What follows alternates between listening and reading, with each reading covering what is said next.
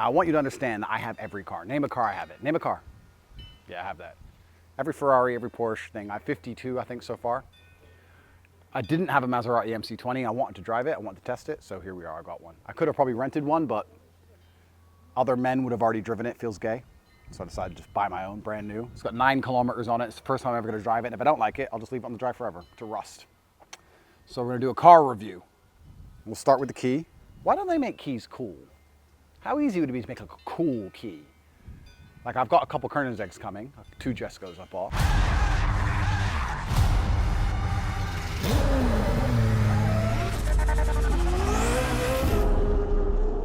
And they've got the Jesco thing, but it still isn't as cool. I mean, it's a $5 million car. My Bugatti, the $5 million Bugatti key is like a Volkswagen key. Lambo key is an Audi key. Why do they make keys cool? Is there some regulation stopping them from being inventive with keys? Look into that. Brand new MC20 here.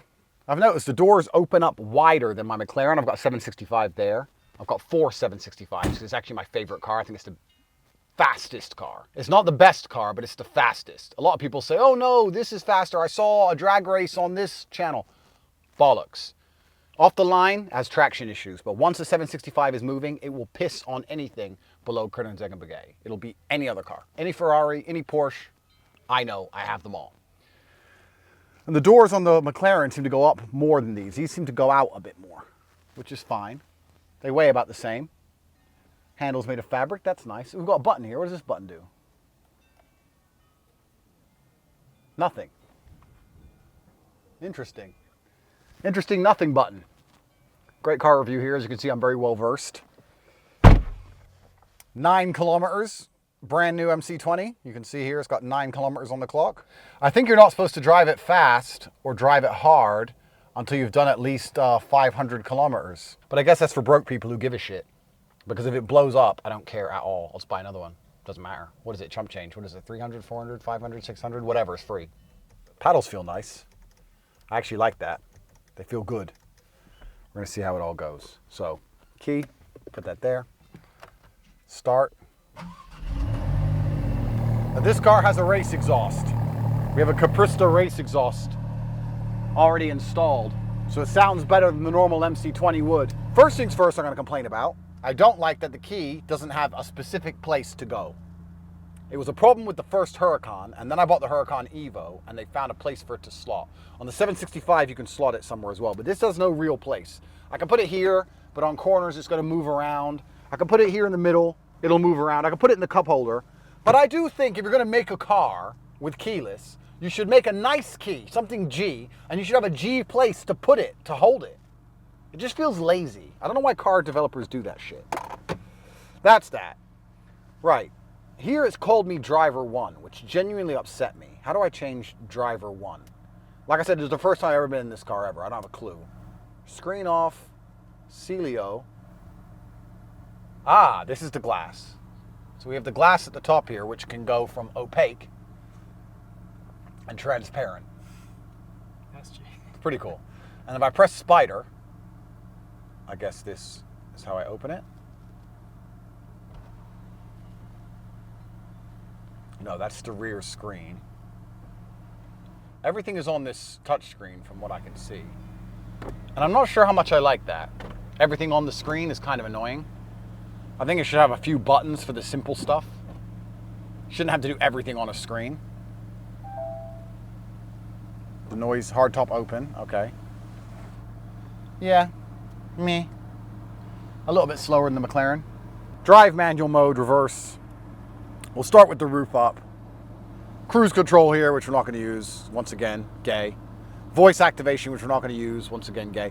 I mean, I probably should test all these things out for you people to show you like the voice activation and all this stuff, but because you'll never own one of these ever because you're poor. But no. Who does voice? In fact, no. Take it all back. We're going to try the voice activation. Let's put the roof up. Let's go for a drive. And let's try the voice activation. We'll leave it in GT mode for now. Hardtop closed. We're in GT mode. We're in drive. We're in manual. Actually, no, we'll leave it in auto. See what the gearbox is like. Take off the handbrake. Let's see what we can do. Let me hear some rap. Sorry? Let me hear some rap music.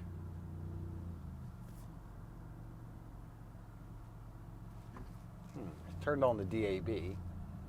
But how do I do the volume? But there's no digital radio in Romania. We're in Romania. There's no digital radio. You know digital radio that you've had in England since 2005? Yeah, we ain't got it. So DAB ain't gonna get us very far. Let me see what else I can ask the car to do. I want to listen to some radio.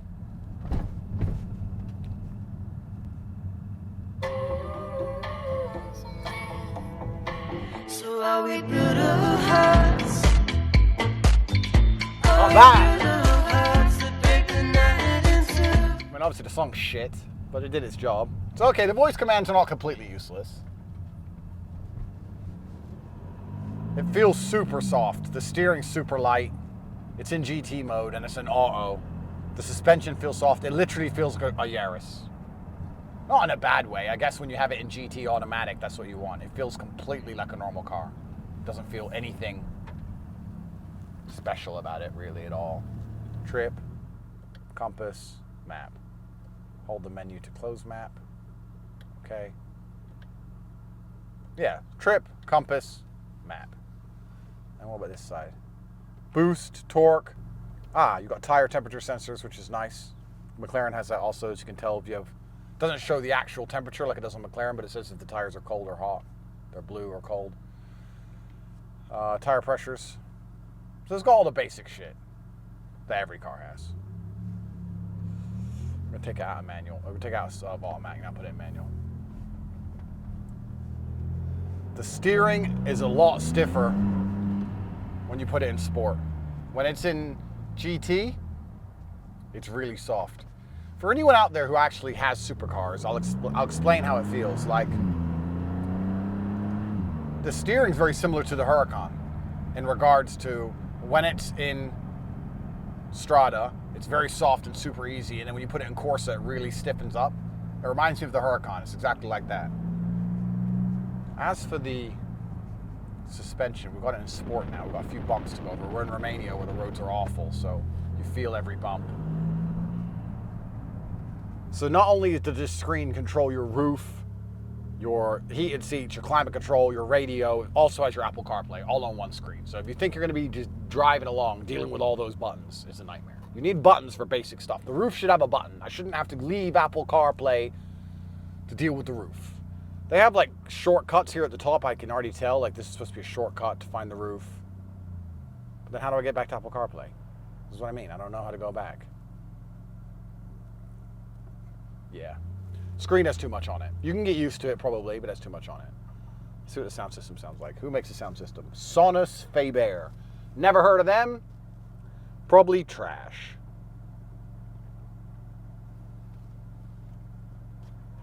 Me not fi kill you grudgeful, I go kill you. Me not fi kill you envy, I go kill you. Real warrior, no one see you. Now Like happy music. Man sit down and them a plan now my hurt you.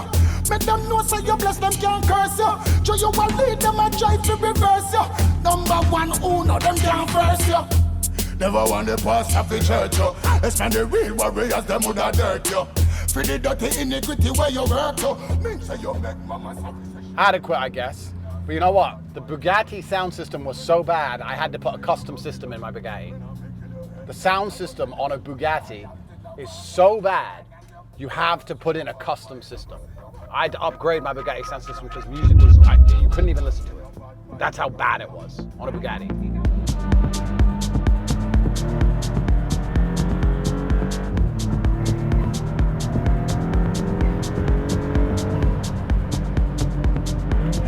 Turbo sounds squeaky. They were squeaking then. There's no lag on the turbo, to be fair. It does kick straight away.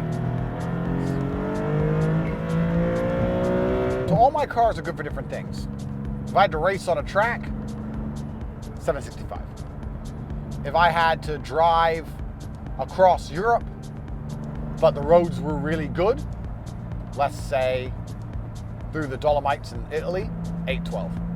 If I had to drive to a business meeting in Monaco, well then I'd take the Bugatti, which is a lot more than it's a GT, the Bugatti, it's not a race car. or an Aston Martin. Take my DB12 or my Vanquish S or my DBS. If I had to go to Stuttgart to meet Stefan Strauss to have a conversation regarding financial instruments of something else boring in German, and I had a nice long boring motorway drive to Stuttgart, I'd take my 911. If I want to do donuts and be an idiot, or take my children somewhere, you can do both, I'll take my M5 I have. So like, my Rolls Royce is just for around town, when you can't be asked to drive, but you have to drive. They're all good at different things. But I don't know what this is good at yet. Can't find anything.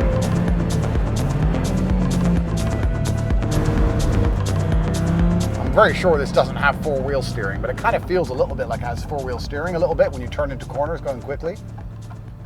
Kind of feels like, oh shit, it turned in quicker than you expected. Look at this nice lake here.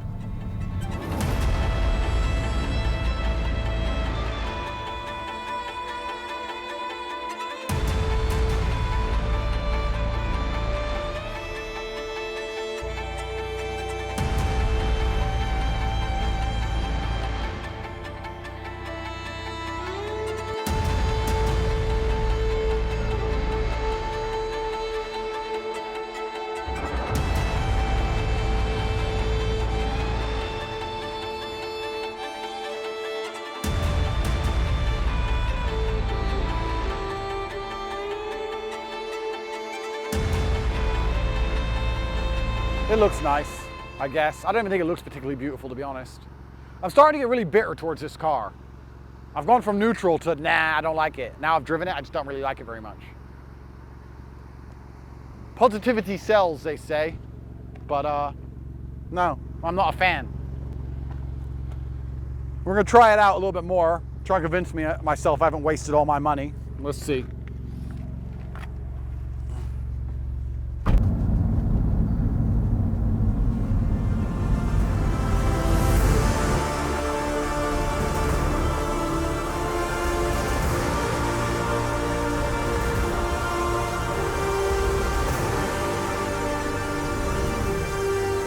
I just opened the boot. I double pressed the boot button and the back opened. And now I'm confused.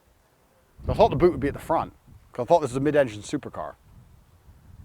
So now I'm going to see what's at the front, which I guess might be front engine. So I have to find a way to open the front. Does this button do it? What's this button do? How do you open the front trunk on an MC20? There.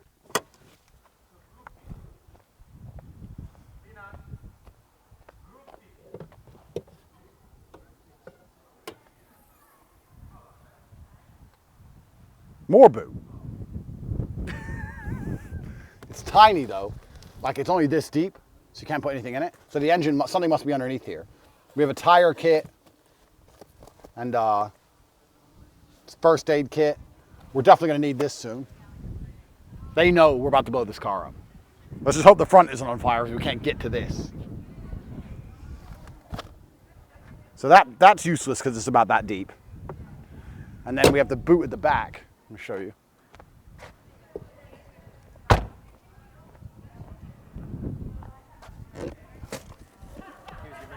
You could fit a suitcase maybe, a small one.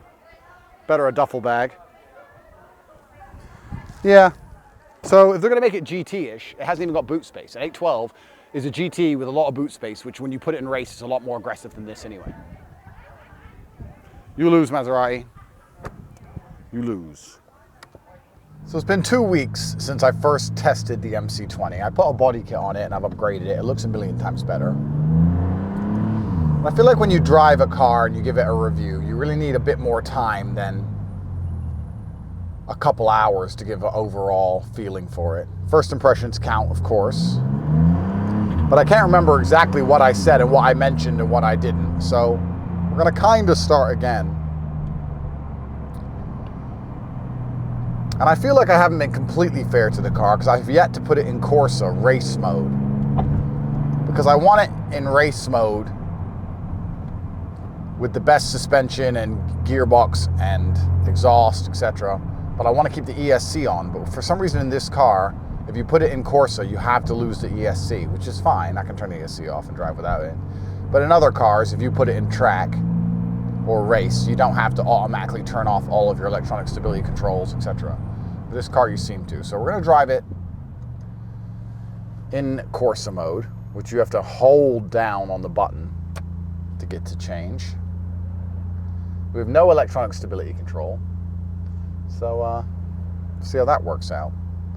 And this is the maximum this car can do. There's also something else about this car which is extremely frustrating. I mentioned it before, but it's super annoying. When you brake, and you don't really have to brake that hard, the hazards come on. And you're really not braking that hard for a supercar. Like the Ferrari, the McLaren, it doesn't happen. But in this car, if you half use the brakes, the hazards come on. And I can't seem to turn off that function. Maybe there is a way to turn it off, but it's very frustrating and annoying. I don't want them to come on. That should be toggleable. I don't know if it is.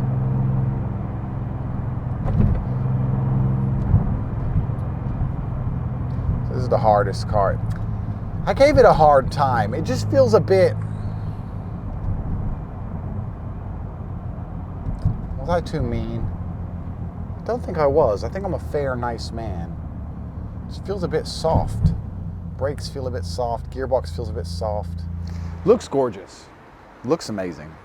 With my upgrades, of course. I can take full credit for that. The brakes squeak a little bit. Just a little bit. It's just a little bit. This was Maserati's big comeback. I expected a machine. Don't know.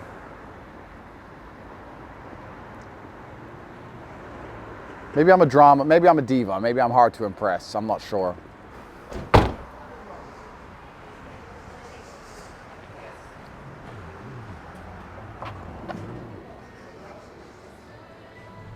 The mirror is a camera, which is kind of cool. That should become standardized by now. I mean, how much is a camera?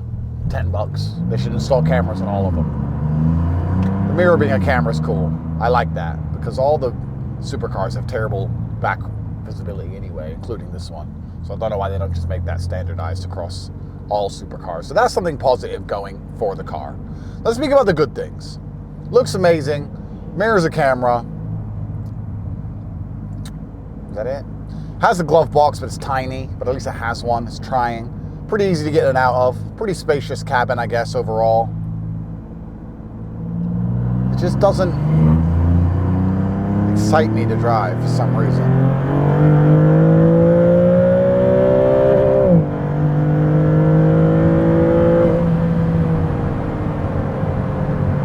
This is why it's dangerous to drive in Romania. Roads like this will tell you exactly why it's dangerous to drive in Romania. A nice straight road, trees on both sides. You're hammering down here. No speed limit signs, no warning signs, no stop signs, no give way signs, nothing.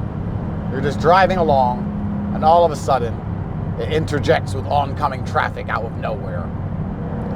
Luckily, I know where, because I've driven it before. But look, hammer it down this road, and then you get here.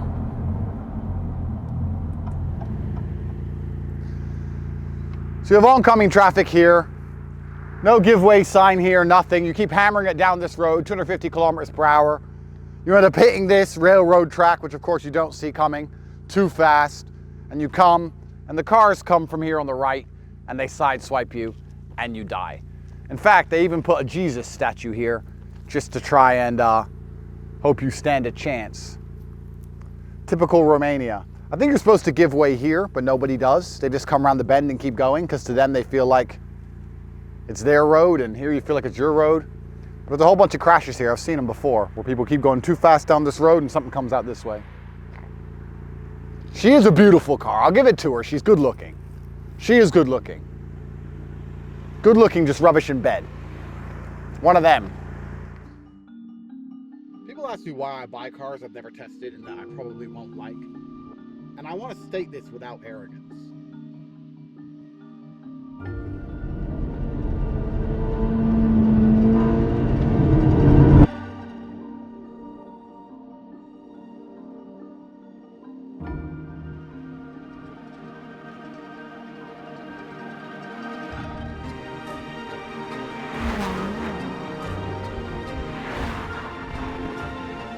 Cruising around as Batman in electric mode.